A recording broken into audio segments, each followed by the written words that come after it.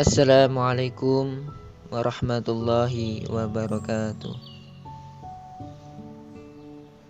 Bismillahirrahmanirrahim. Hamdalillah nahmaduhu wa nasta'inuh wa a'udzu billahi min sururi anfusina wa sayyiati a'malina wa may yahdihillahu fala mudhillalah wa may yudlil fala hadiyalah. Asyhadu an la ilaha illallah wa asyhadu anna Muhammadan abduhu wa rasuluh. Allahumma shalli ala sayyidina Muhammad wa ala ali sayyidina Muhammad.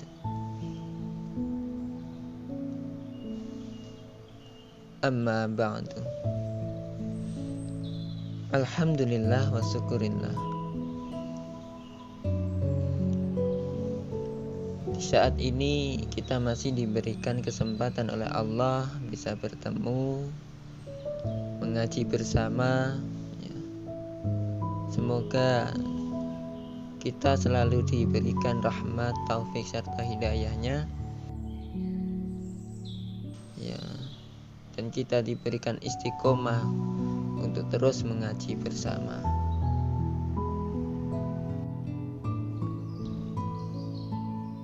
Sebelum kita memulai kajian kitab tafsir Hamamizzadah pada kali ini, marilah kita mulai dulu dengan pembacaan untuk kitab dengan niat menggapai ridha Allah, sehingga kita dalam mengkaji kitab tafsir ini diberikan kemanfaatan dan juga diberikan pemahaman yang benar oleh Allah Subhanahu wa ta'ala, dan akhirnya nanti kita diberikan keberkahan dan keselamatan fid dunya ila akhirah.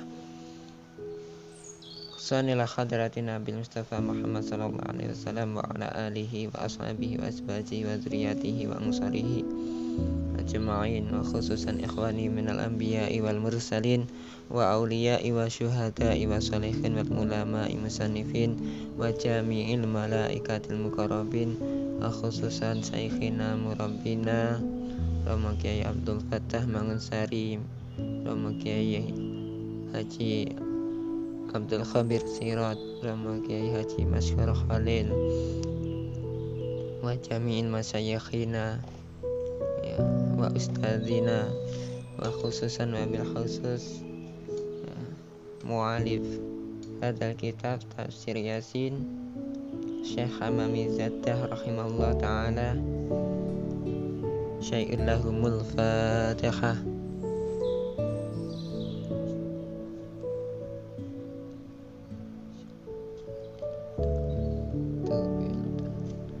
Wa khususan jamil dzurriyyatina wa ahli baitina wa jamil muslimin wal muslimat wal mu'minin wal mu'minat amma kafah miladun adama ila yaumil qiyamah. Sayyidahumul Fatihah.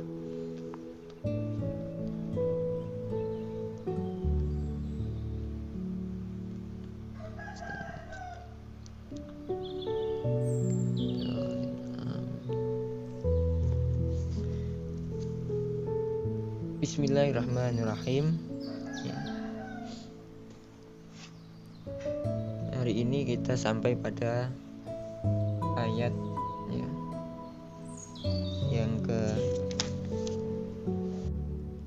ayat ke-7 ya. Mari kita mulai. A'udzu billahi minasyaitonir rajim. Bismillahirrahmanirrahim. Yasin wal Qur'anil Hakim, innaka laminal mursalin ala siratim mustaqim, tanzilal azizir rahim litunzira qauman ma unzira aba'uhum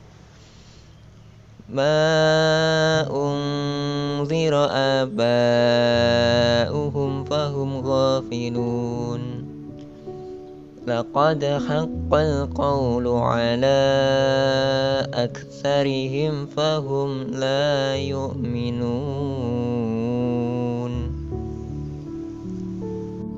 Oke. Pada ayat ke-7, laqad haqqal qawlu ala aktsarihim fahum la yu'minun.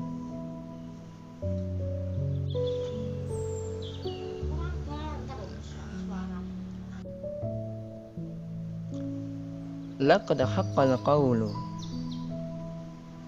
sesungguhnya telah pasti ya ketentuan dari Allah, ala aksarihim ya kepada kebanyakan dari kaum tersebut, la yu'minun fahum la yu'minun, yang mereka semuanya kebanyakan tidak beriman.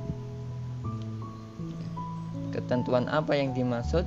Yaitu ketentuan azab kepada kaum yang tidak beriman. Nah, lafaz ala aksarihim merupakan jar majrur yang ada hubungannya dengan lafaz haqqal qaul ya. Jadi haqqal qaul, ketentuan pasti dari Allah. Qaul maksudnya di situ adalah perkataan Allah, firman Allah, tetapi dimaknai sebagai ketentuan Allah. Itu pasti ya dikaitkan kepada ala aksarihim, yaitu kebanyakan kaum yang bagaimana, kemudian itu dijelaskan berupa sifat ya pada lafaz fahum la yu'minun.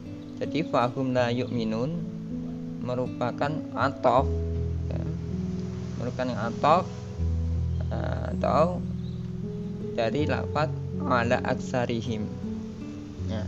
Jadi saya ulangi ya, dimulai dari ala aksarihim, kebanyakan kaum ya, itu merupakan jar majrur ya, yang kemudian ala aksarihim ini, kebanyakan kaum ini mendapatkan ketentuan dari Allah, sehingga lafaz ini berkaitan dengan lafaz sebelumnya, yaitu laqad haqqal qawlu, ketentuan Allah. Jadi ala aksarihim ya, kebanyakan kaum ya itu mendapatkan ketentuan dari Allah, ketentuan azab. Kaum yang bagaimana? Fahum la yu'minun, kaum yang tidak beriman pada Allah. Jadi kalau kita maknai secara bahasa ya secara lugawi, sebelum kita mengkajinya lebih jauh, maka yang arti dari laqad haqqal qawlu ala aksarihim fahum la yu'minun adalah yakni sesungguhnya telah pasti berlaku ketentuan Allah ya ala aksarihim terhadap kebanyakan kaum la yu'minun yang tidak beriman. Ketentuan yang dimaksud adalah ketentuan azab ya. Jadi azab Allah itu pasti akan diberikan kepada kaum yang kebanyakan dari mereka tidak beriman. Kecuali kalau Allah mengampuni dosa-dosanya ya. Itu ya. Nah, maka sekarang kita kaji lebih lanjut ayat ini. Bismillahirrahmanirrahim. Laqad haqqal qawlu ala aksarihim fahum la yu'minun. Laqad haqqa, demi yakti teman-teman tetap apa al-qawlu dawe siksa ala aksarihim ing atase luweh akakai kaum fahum mongko utawi kaum iku la yu'minun padha ora iman sapa kaum. Ai wajabat tegese wis netepake apa ai wajabat tegese wis tetep apa kalimatul azabi kalimat siksa ala aksarihim ing atase luweh akeh-akehe kaum Quraisy. Li anallaha krana setuhne Allah taala li anallaha taala krana setuhne Allah taala iku alima mirsani sapa Allah taala bi ilmihi kelawan ilmune Allah taala al azaliyah kang bangsa azal.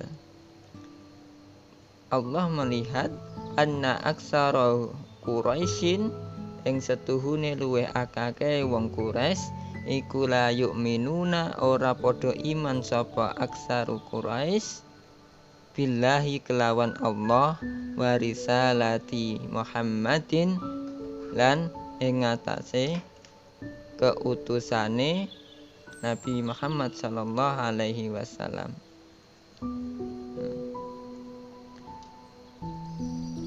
Jadi telah menjadi ketetapan Allah untuk memberikan azab kepada kaum-kaum kafir sebagaimana yang terjadi pada kebanyakan umat yang menolak kerasulan Allah, kerusulan Rasulullah. Ya. Nah, jadi di sini ayat ini menegaskan bahwa siksa dan azabnya Allah itu ya berlaku bagi kaum yang tidak beriman kepada Allah dan Rasul-Nya. Ya. Ditegaskan di sini laqad haqqa. Jadi di sini ada lafaz laqad ya, yang dimana itu menunjukkan kesungguhan ya, penegasan dari Allah bahwa ya siksanya Allah itu benar-benar akan diberikan ala aksarihim kepada ya kebanyakan kaum atau masyarakat luas ya, atau sebuah negeri ya, di mana kaum tersebut fahum la yu'minuna ya, tidak beriman kepada Allah dan Rasul-Nya. Bentuk azab hanya Allah yang tahu ya, bentuk azab hanya Allah yang tahu, karena azab Allah itu bisa bermacam-macam. Allah sendiri yang berkehendak, jadi Allah sendiri yang nantinya tahu bentuk azab yang bagaimana yang diturunkan kepada kaum yang tidak beriman kepada Allah dan Rasul-Nya. Kemudian Syekh Hamami Zadah dalam kitab tafsir Yasinnya ini menjelaskan ay wajabat kalimatul azab ala aksarihim li'anna Allah ta'ala alima bi'ilmihi al-azali anna aksara Quraisy la yu'minuna billahi wa risalati Muhammadin alaihi salam.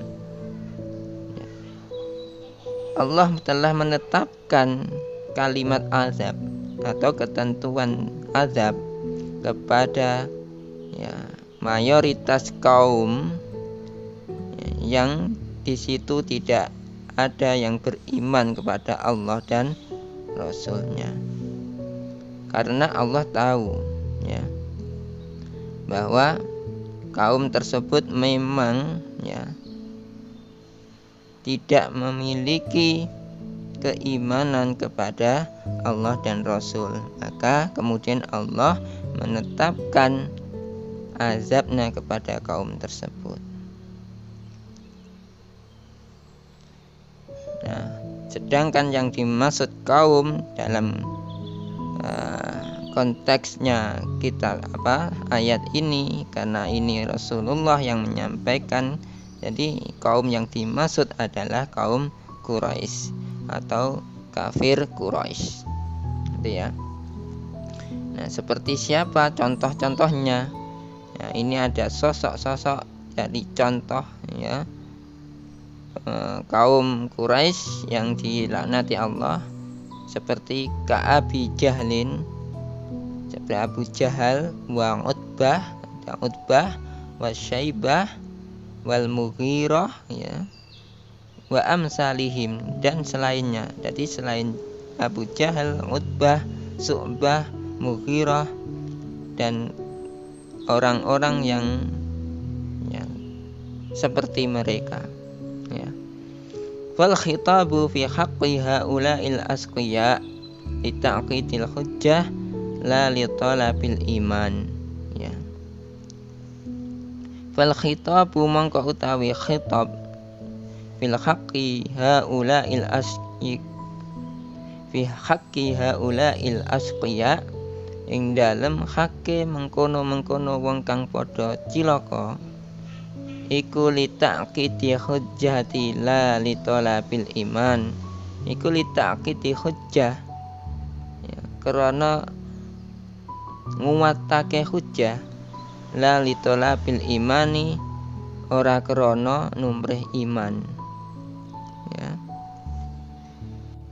Nah, kemudian ditanyakan kan, kalau Allah sudah tahu bahwa mereka semua itu tidak akan beriman ya, terus kenapa Allah mengutus Nabi Muhammad untuk berdakwah di tengah-tengah mereka, sedangkan Allah sendiri ya menetapkan bahwa mereka semuanya tidak akan beriman kepada Allah dan Rasulnya.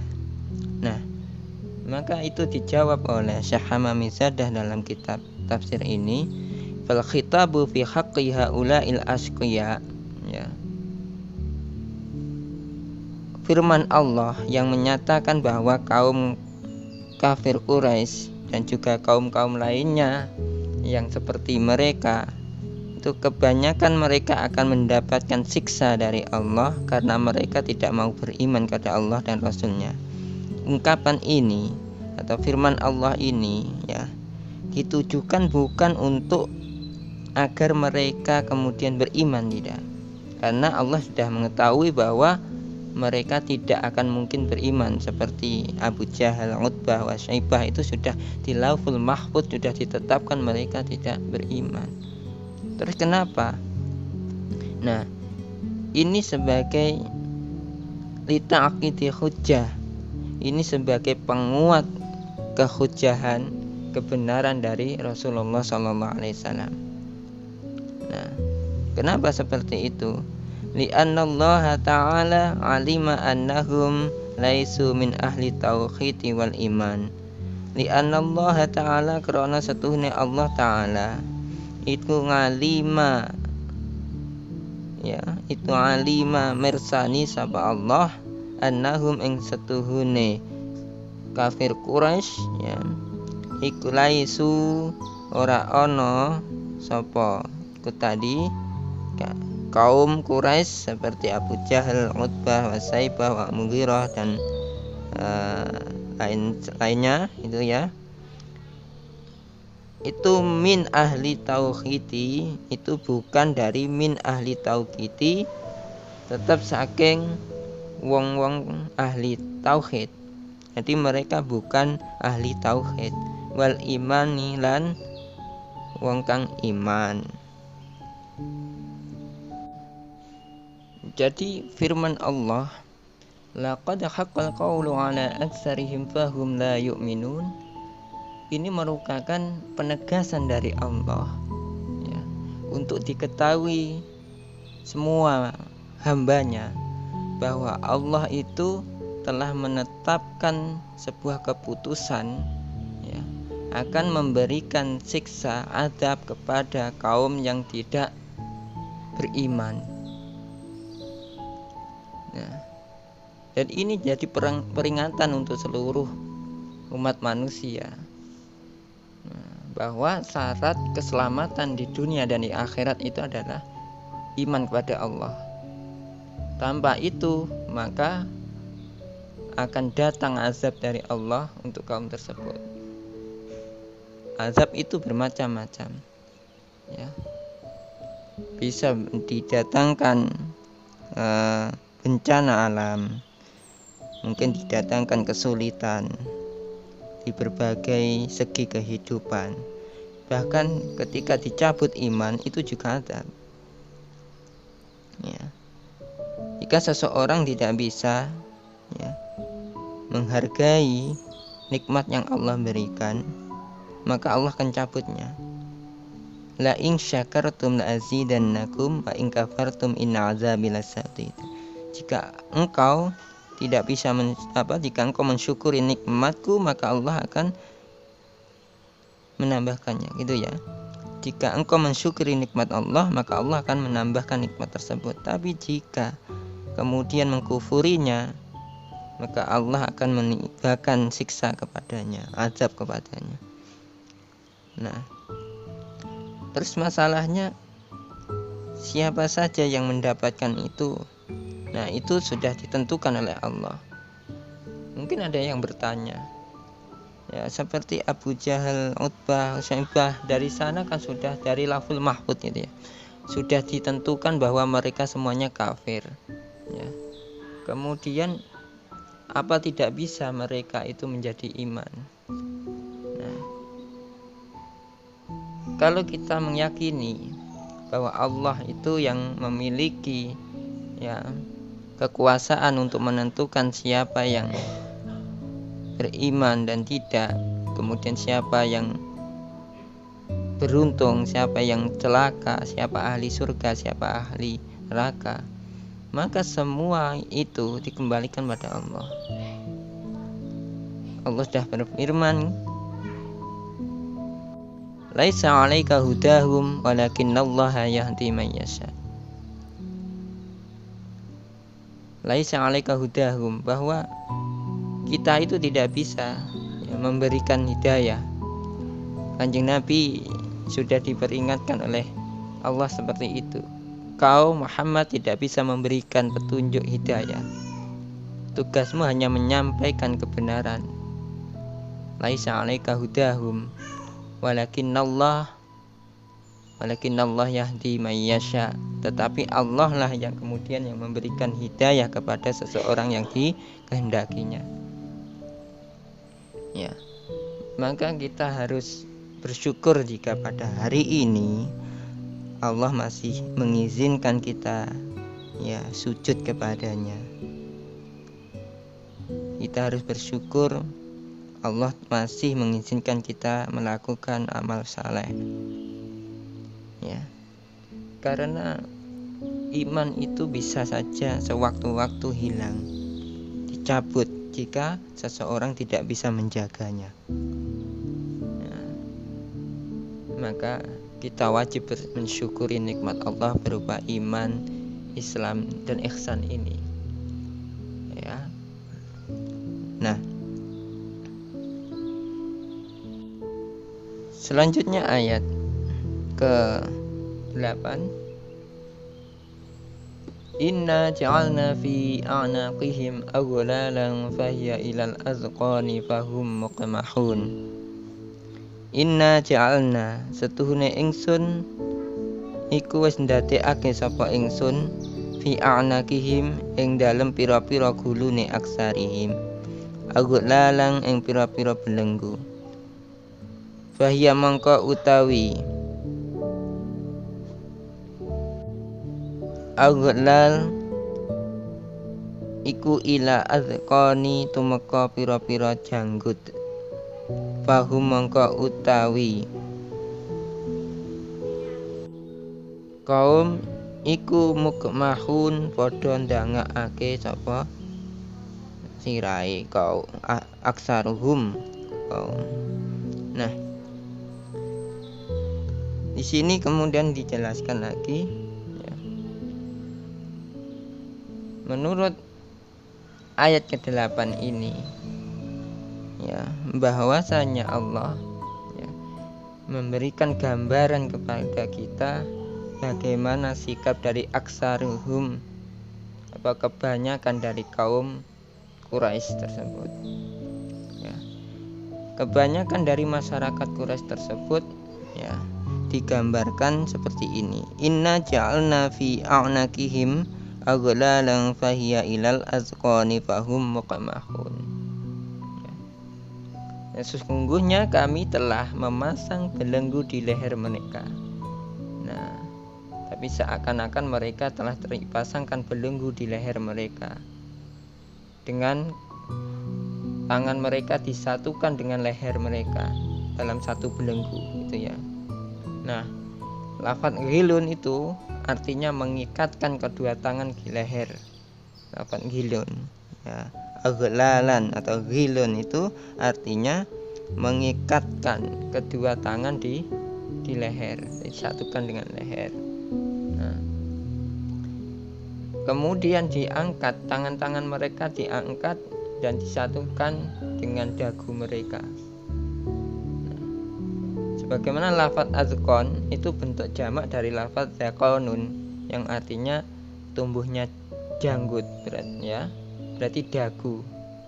Jadi dagu mereka terangkat ke atas, kemudian kedua tangannya itu disatukan atau diikat bersama dengan leher mereka.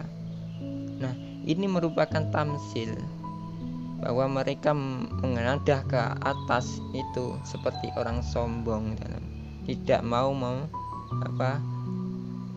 menundukkan kepalanya, itu seperti orang yang sombong.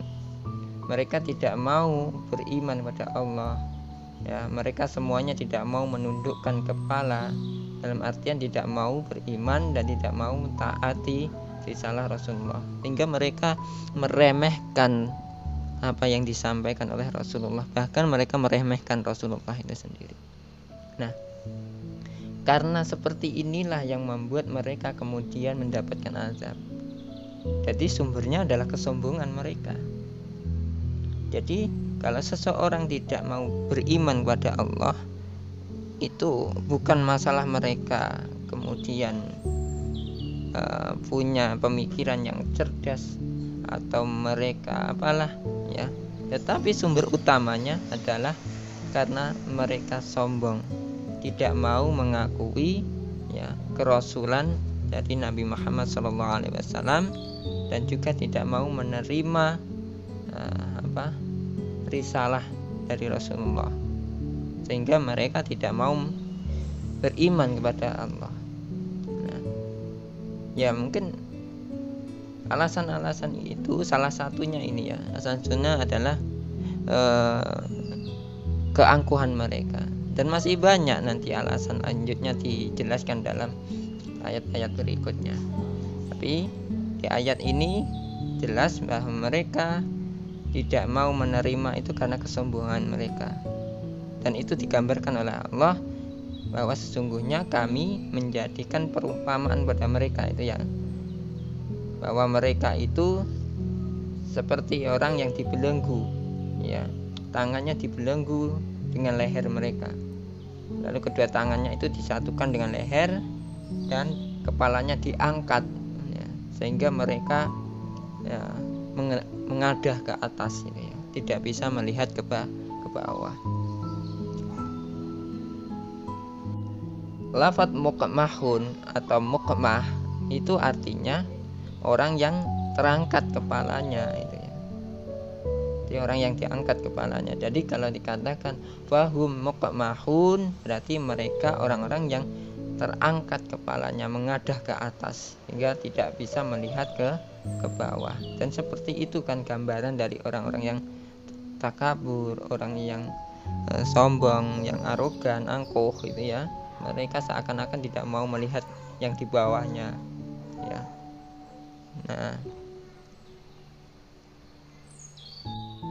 Nah, sekarang kita lihat dari asbabul nuzul ayat ini. Menurut sebuah riwayat ini ya, bahwa ayat ini mulanya diturunkan sehubungan dengan niatan Abu Jahal bersama dua orang temannya yang berasal dari Bani Maksum. Nah, Abu Jahal ini pernah bersumpah jika dia melihat Nabi Muhammad sedang sholat di Baitullah, dia akan menjatuhkan batu besar di atas kepalanya ya. Nah, pada suatu hari ya dilihatlah Nabi sedang sujud, di mana dia ketika melihat Nabi Muhammad sujud ya sholat di Baitullah, langsung saja dia mengambil batu yang besar ya. Kemudian batu itu diangkat dan akan dilemparkan ke arah Nabi yang sedang sujud itu. Tetapi dia jadi ragu-ragu, nggak tahu, hatinya menjadi ragu-ragu, hatinya menjadi bimbang ya, dan akhirnya tidak, fokusnya hilang gitu ya, kesadarannya hilang, dan akhirnya batu itu terlepas dari pegangan tangannya ya, dan akhirnya Abu Jahal gagal ya mewujudkan niatnya untuk menyiksa Nabi tersebut. Dan kemudian Abu Jahal kembali ke kaumnya dan menceritakan semua yang terjadi itu.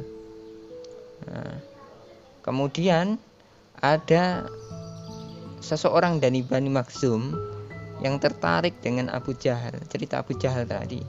Nah, dan dia penasaran kok bisa seperti itu. Akhirnya dia ingin ya bermaksud pula untuk melakukan hal yang sama, melempari Nabi yang pada waktu itu lagi sholat ya. Ya udah aku sajalah gitu ya maksudnya. Nah, ketika ia, yaitu Bani Makhzum tadi, seseorang dari Bani Makhzum tadi ingin melaksanakan hal yang sama, melakukan hal sama, yaitu melempar Kanjeng Nabi dengan batunya.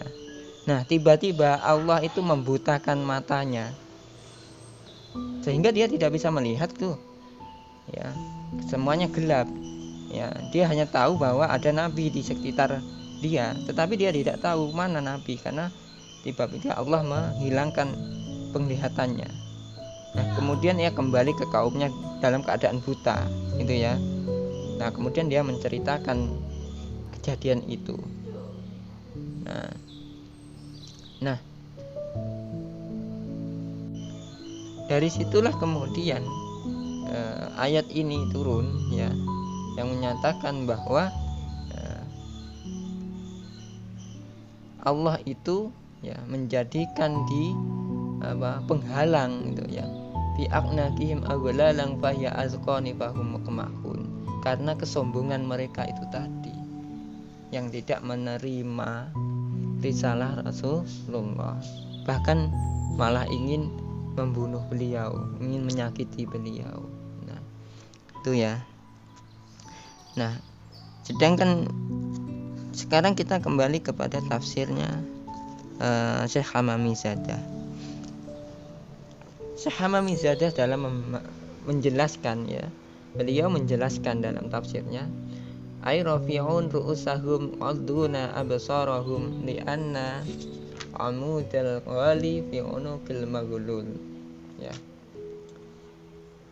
Ay rafi'un tegese padha ngangkat sapa wong-wong kabeh kaum itu, ru'usahum ing pira-pira sirahe aksarihim, abduna tur padha ngremake, absarahum ing pira-pira mripate aksarihim, li anna amuda krana setuhune ya, li anna amuda wali ya, krana setuhune kayu belenggu fi unuqil maghluli iku tetep ing dalem iku fi unuqil maghluli tetep ing dalem gulune wong-wong kang den belenggu mau.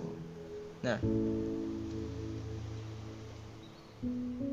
menurut Syekh Hamami ya, sebagaimana yang sudah dijelaskan tadi, jadi Allah menggambarkan mereka rafi'una ru'usahum adun absarahum, mereka sebagaimana orang yang mengangkat kepala-kepala mereka ke atas, kemudian ya mereka memejamkan matanya ya, jadi kepala mengadah ke atas sambil memejamkan mata, dan kemudian tangan mereka dibelenggu di leher mereka. Yadkhulu tahta zaqanihi.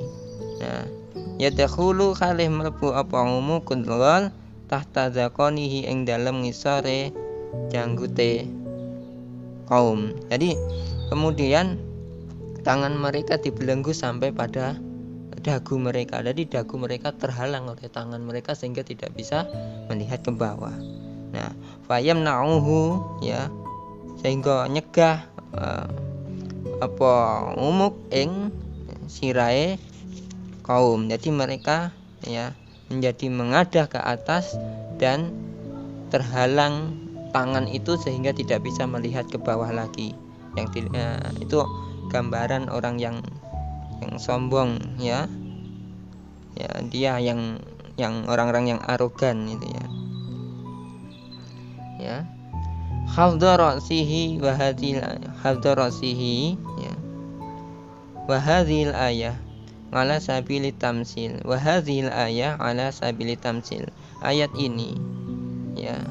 Wa hadhi utawi iki ayat iku ala sabili tamsili, ku tetep ing atase dalane contoh. Jadi ayat ini hanya sebagai contoh, ya. Sebagai contoh perumpamaan. Tamsil itu perumpamaan. Liman mareng wong la yu'minu billahi wa yatakabburi biman ghalat, ya. Liman maring wong la yu'minu kang ora iman sapa man billahi kelawan Allah, wa yatakabbaru lan gumedhe sapa man biman kelawan wong ghalat kang den belenggu, ya.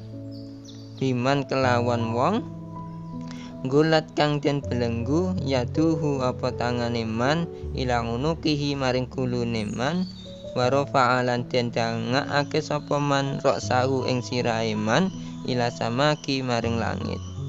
Falam yaro mongko ora weruh sapa man syai'an ing suwiji-wiji.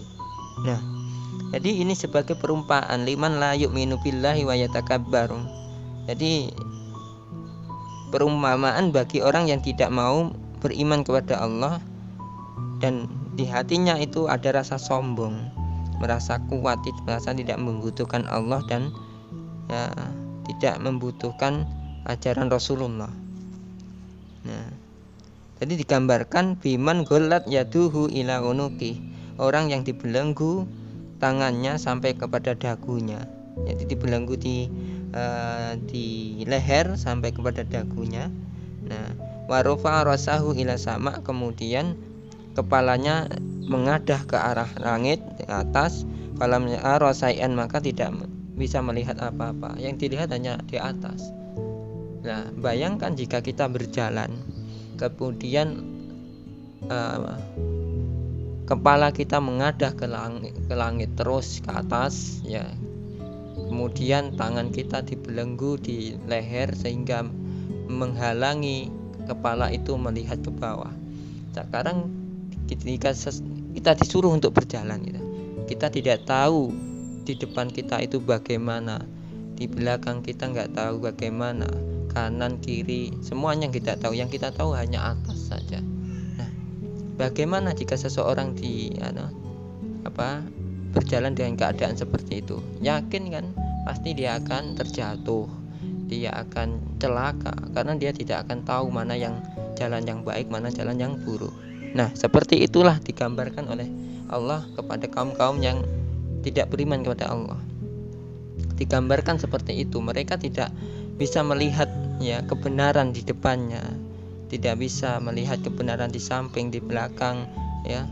Jadi yang dia lihat hanya satu titik, yaitu nafsunya sendiri, hanya menuruti nafsunya sendiri. Nah, alhasil kemudian mereka hanya bertuhan kepada nafsu mereka, kepada keangkuhan mereka, kesombongan mereka. Mereka tidak akan bisa menerima kebenaran dari yang lain, gitu ya, terutama kebenaran dari Allah dan Rasulnya. Ya, dan orang seperti ini tentu saja tidak bisa bermasyarakat dengan baik, ya, karena yang dia pegangi, yang dia dengarkan hanya hawa nafsunya saja, sesuatu yang menguntungkan pada dirinya saja. Dia tidak bisa melihat sesuatu yang lebih luas, lebih bijaksana. Dia tidak akan peduli kepada sekitarnya, ya. Maka orang seperti ini akan terus, ya, menjalani kehidupannya dengan penuh kesombongan, keangkuhan, ya. Maka wajar kemudian jika orang seperti ini tidak bisa menerima kebenaran Allah dan Rasulnya, dan juga kebenaran-kebenaran yang lain. Dan hasilnya kepada mereka itulah kemudian Allah menetapkan azab, ya, menetapkan siksa, bisa diberikan di dunia dan juga di akhirat. Yang jelas Allah telah menetapkan siksa atau azab bagi orang-orang yang seperti itu. Nauzubillah min dzalik, ya. Semoga kita dijauhkan dari sifat yang seperti itu, karena kita tahu bahwa Allah maha agung, ya, maha berkuasa atas segalanya. Maka kita selalu berdoa kepada Allah, semoga Allah terus memberikan taufik hidayahnya kepada kita, sehingga kita dalam menjalani kehidupan ini bisa menjalaninya dengan selamat, ya, dan mendapatkan perlindungan dari Allah itu, ya, sehingga kita bisa selamat di dunia dan di akhirat nanti. Oke teman-teman, itu saja dulu yang bisa saya sampaikan dalam kajian ini. Untuk ayat hari ini ayat 7 dan 8, ya. Dan insya Allah akan kita sambung di kajian berikutnya. Tetap teman-teman kalau bisa tetap ikuti, ya, kajian ini, channel ini, ya, sehingga nantinya bisa terus, ya, kajian pemahaman dalam memahami surat ini akan terus bersinambungan gitu, ya. Ya, terima kasih. Ya, wallahu muwaffiq ila aqwamit thariq. Assalamualaikum warahmatullahi wabarakatuh.